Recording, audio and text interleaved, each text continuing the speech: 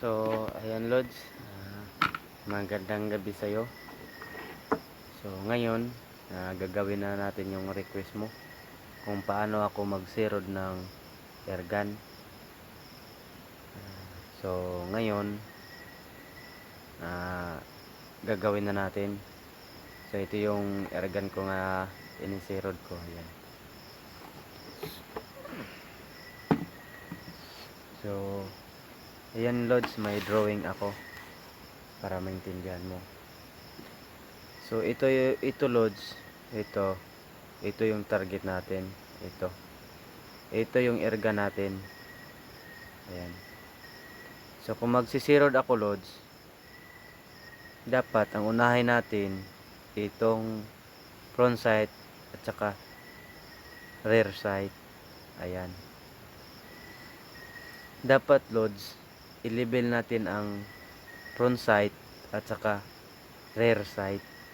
Dapat pantay sila, level. Kumbaga ganon ang ano niyan Lods, pag nag-level yan.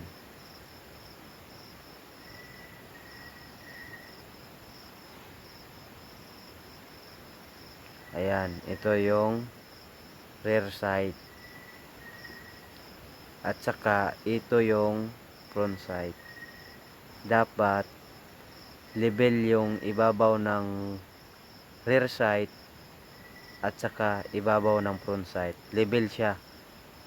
Kung ganun yung sight natin Lods, pag nag-firing ka, sa gitna talaga ang tama. Ayan. Diyan talaga tumama yung pilit natin. So balik tayo dito.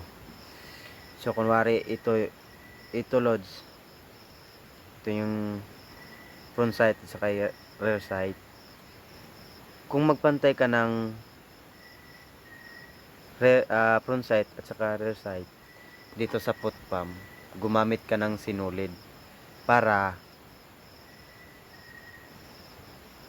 masigurado natin na pantay siya, para maganda yung tama ng ating airgun.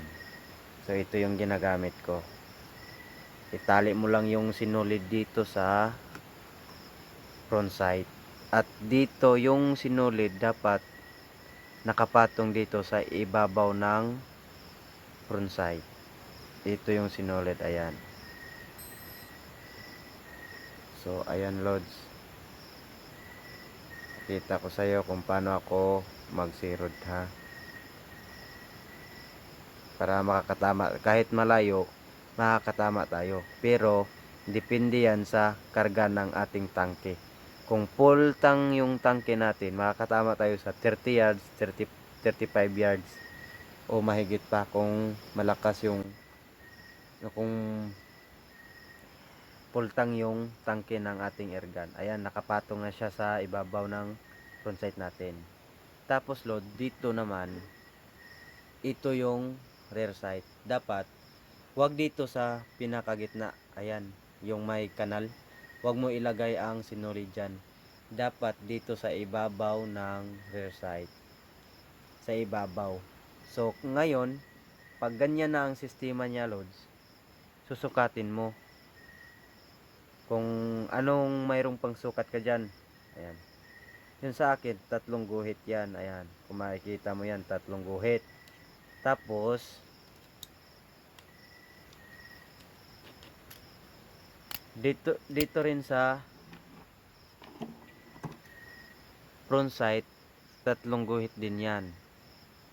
Ayan, kita mo ba? Diba? Pantay siya. Ganyan ako pag magpantay ng rear sight at front sight. Ganoon ako mag-level. Kung pantay na siya Lods,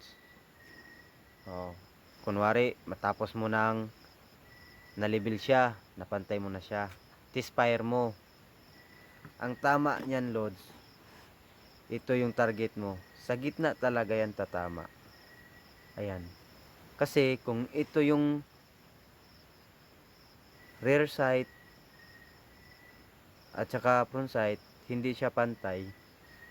Kung mataas yung rear sight mo, ang tama niyan sa baba. Kung ito naman, ganito na. Sa gitna na siya tatama. Tatama talaga yan sa target. Kung ganito, pantay lang sila. Ayan, magkapantay. So, ngayon Lods, may isa pa akong ituturo kung bakit yung iba hindi pa rin makatama sa kanilang airgun. Kahit na-level nila to, ito na-level na nila to, yung front sight at saka rear sight, level na. Tapos, pag nag-firing tayo, nag-fire tayo, hindi tumama dito sa ating target.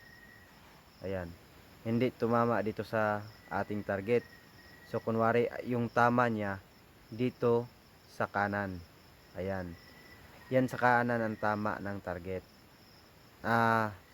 Yun sa kanan, dito sa kanan tumama yung pellet natin sa ating target. Ayan. So ngayon, pag ganun ang sistema, kasi pantay na sila, magka-level na yung front sight at saka rear sight. Yung tama talaga yan, dito talaga dyan tatama sa gilid. Kung hindi tumama sa ating target, sa gilid yan, dito sa kanan or sa kaliwa ba. Kung pantay ang front sight at saka rear sight natin. So ngayon Lods, bakit ganon? Hindi naman tumama, pantay naman yung front sight at saka rear sight.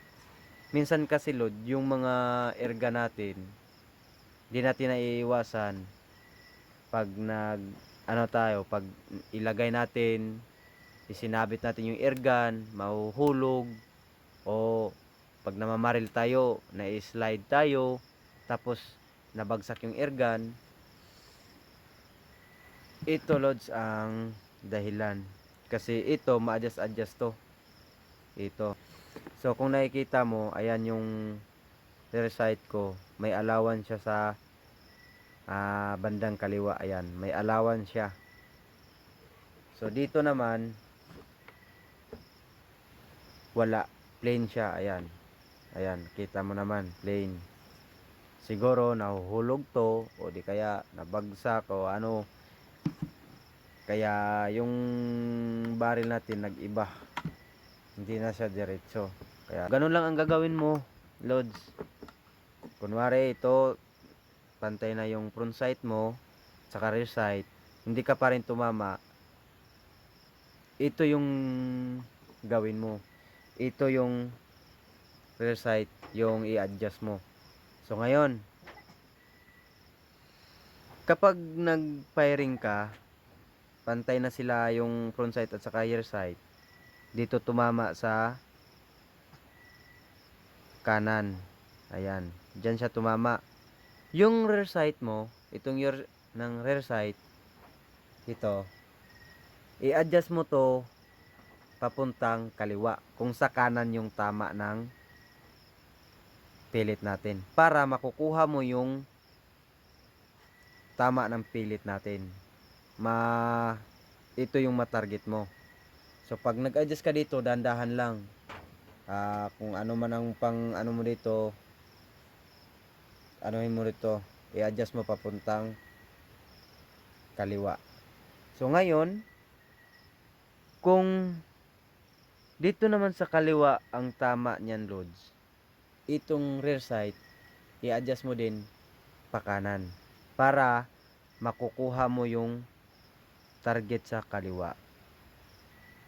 Dandahan lang hanggang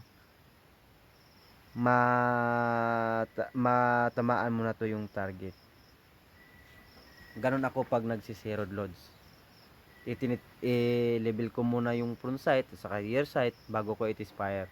Pag level na, hindi pa rin ako tumama, kaya ito nang ginagawa ko. Ito yung i-adjust ko. Kasi hindi natin alam, nahulog yung airgun natin, tapos nagalaw to yung rear sight, hindi na tayo makakatama. Diba? So, ganun lang kadali, Lods. So, ito nang kalalabasan yan. Ganito. Gawin natin yung 12 o'clock na sight ng open sight. pag ganyan na ang silip mo sa iyong airgun, pag napantay na ang rear sight at saka front sight, yan ang maganda. Kasi kahit malayo, lods, tatama ka talaga niyan. Magandang silipin yung ganito ang forma ng ating front sight at saka rear sight. Pag ganyan, kahit malayo, tatama ka. Basta full tank lang yung tangke ng ating airgun. So sana lods may natutunan ka sa